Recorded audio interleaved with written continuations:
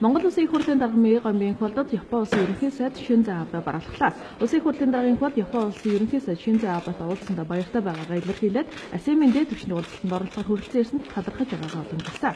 Тэрээр хэдхэн хоногийн өмнө Японы парламентын зөвлөлтүүдийн танхимын ээлж сонгуульд либерал ардчилсан нам ялалт байгуулсанд баяр хүргээд энэ нь ерөнхий сайд Шинзо Абегийн хэрэгжүүлж байгаа бодлогыг Японы ард түмэн өндрөөр үнэлж дэмжиж байгааг илэрэл хэмээн тэмдэглэсэн.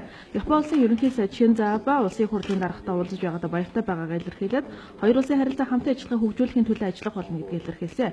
Ноён ерөнхий сайд Шинзо Абе Монгол улсад ерөнхий сайдын хувьар 3 дахь удаа альчилж байд эдгээр альчлалд хоёр орны харилцааг өргөжүүлэхэд ач холбогдолтой болохыг тэмдэглэсэн. Тэрээр хоёр улс дипломат харилцаа тогтоосны 45 жилийн удахгүй болох гэж байна. Энэхүү харилцааг бэхжүүлэхийн тулд нэгт хамтран ажиллана гэдэгт итгэлтэй байна гэдгийг хэллээ.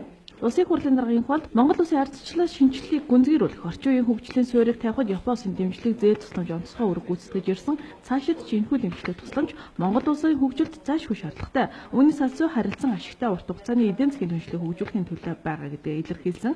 Хоёр орны харилцаанд Япон улсын парламентын хоёр танхимын дарга нар, парламентын гишүүд, Япон улсын парламентын зөвлөгөөдийн болон төлөөлөгчдийн танхим дах Япон-Монголын найрамдлын бүлгийн гишүүд үнэтэй хувь нэмэр оруулж байгааг улсын хурлын дарга дурдаад Японы парламент дах Монголын бүлэг эдийн засгийн түншлэх хэлэлцээрийг сойрхон батлуулах, Монгол иргэдийн Японд зорчих визийн нөхцөлийг хөнгөвчлөх асуудлыг шийдвэрлүүлэхэд дөрвтэй үүрэг гүйцэтгсэнд талархаж байгаагаа мөн илэрхийлсэн.